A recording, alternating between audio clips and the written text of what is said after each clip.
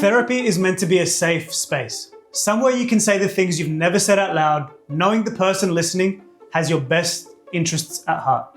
But what if instead your therapist ducked behind a supermarket shelf to avoid you, or sat you next to your abuser every single session? Today, we're taking a look at therapy horror stories people have posted online. Some of these are awkward, and some of these are unsettling. But all of them are an opportunity to talk about what good therapy should and shouldn't look like. Let's get straight into our first horror story. I went to an appointment and the door was locked. I waited 15 minutes and called him. No response. He texted me a few minutes later and said he had the flu and was in bed, and sorry he didn't call to cancel. I went to the grocery store instead. I saw him shopping. He ducked when he saw me. I never went back and he never called to ask why. Look, getting sick happens. Canceling sessions is sometimes unavoidable. But therapy is built on trust. And when you avoid the truth, even over something small, you send the message, you can't rely on me to be honest with you. So this isn't just about a missed appointment. It's about rupturing the therapeutic alliance. A genuine, transparent message would have done far less damage than hiding. As a therapist, not contacting the client afterwards is a big no-no, because the repair matters more than you think. So own your mistakes, apologize, and explain how you'll address it better next time. Now, I'm curious to hear what you would have done if you were the client. Would you have done anything different? Now, dodging a client in a supermarket is unprofessional. This next story, however, highlights something much more serious. It shows what happens when a clinician fails to recognize the power dynamics in the room. I went to therapy as a child. The therapist always had my dad in the room with my sisters and I. Because of that, I was never able to tell her about how he was abusing us. I remember every time I answered a question, I'd be looking at him for an okay on the answer. The therapist literally never caught on. This one's really heartbreaking to hear. Now, given I don't have all the details, I'll speak more generally and explore what may have gone wrong.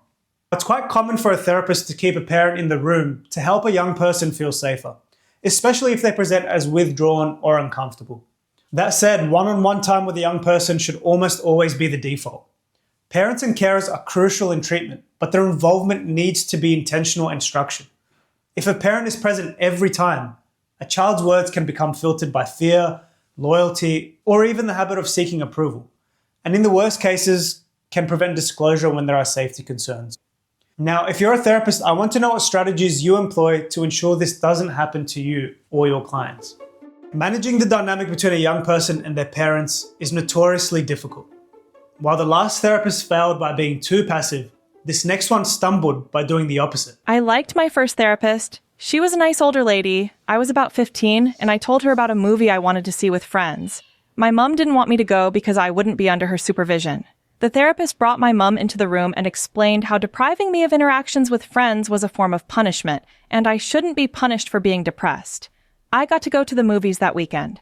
I soon had a new therapist. It never dawned on me until recently that the movie incident likely caused me to get a new therapist. Now, I want to know how you guys think this should have been handled. Because if it's not navigated with care, you either risk the young person suffering quietly or the parent disengaging entirely. My initial thought reading this was the parent may have been trying to maintain control and didn't like that the therapist challenged her. On the other hand, however, directly confronting a parent in front of their child might feel like the right move in the moment, especially when you want to advocate for the young person. But this approach can easily backfire. That's why, in my opinion, the better long-term approach is often to address concerns in a one-on-one conversation with the parent, without the child being present. Because this keeps the relationship intact, avoids defensiveness, and leaves the door open for gradual change. The goal shouldn't be to win in the moment. It's to maintain the therapeutic relationship to create lasting change, both from the parent and for the child. So far, we've looked at avoidance and poor family management, but sometimes the issue is much simpler and much more frustrating. It's when the therapist forgets who the session is actually for and treats the client like a captive audience. The therapist talked about herself the whole time. I knew all about her divorce, her daughter going off to college. The icing on the cake was when she told me I should dump my loving boyfriend and profess my love to my married best friend. It goes without saying therapy should be about the client, not the therapist. While self-disclosure can sometimes build connection and normalize the client's experiences, it must be used with extreme care. A general rule of thumb I use is if the client doesn't ask, it's best not to disclose. And when they do, ask yourself, will answering this serve the client in any meaningful way? Or am I meeting my own needs to connect? Because oversharing risks shifting the focus away from the client's needs and eroding professional boundaries. Also, telling a client what they should do, especially in personal relationships, risks crossing from guidance to directive control. Our role is to help clients explore their options and values so they feel ownership over their choices, not to hand them ready-made life decisions based on our own views. Now, if you've ever experienced something similar, I want to know your take on therapists sharing their personal details. How did it make you feel? Did it help you feel more connected? Or did it end up getting in the way?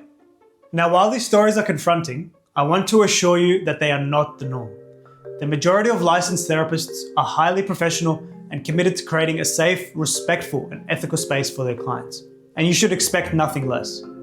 I want you all to use these stories to educate yourselves on what good therapy looks like and what to watch out for. If you found this helpful, consider subscribing. And if you've had an experience, good or bad, that has shaped how you see therapy, share it in the comments. Your story might be exactly what someone else needs to hear.